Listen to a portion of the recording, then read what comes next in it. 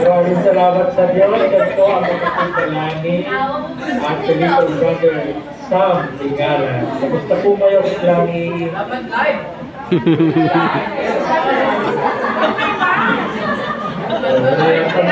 Wala pa. Nawat tulong po ng Diyos kapag nagkalilang okay po kami. Kamusta naman po ang kapitbahay? Hindi naman po nagreklamo. Malapit na po batuhin ang bubog. Sige po, baka mayroon po kayo gusto sabihin sa ating po mga kapatid. Sige po, bati na po kayo. Nakabati ko po ang pong kapatiran ng Santo ng Pasig.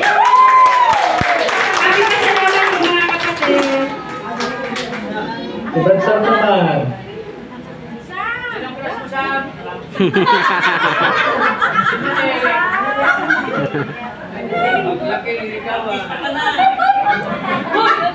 Kaya ako lang po sana yung aawit, Brad Daniel. Kaya po nakita niya ako nagpa-practice. Kasama na daw po siya. Kasi nagpapasalamat po siya dahil pinagaling po siya ng Diyos sa kanyang sugat sa noo.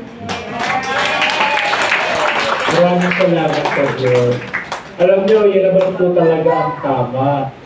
Pagka meron tayong ginaganap na isang bagay pang Panginoon, sama natin ang ating pong mga anak, huwag natin pong iwan. Nananawagan po kami sa ating pong mga magulang, kung nais po ninyo na kayo ay maligtas, sana po ay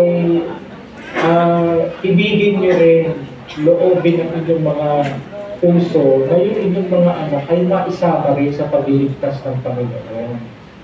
Di ba ganun po si Lani? Ano?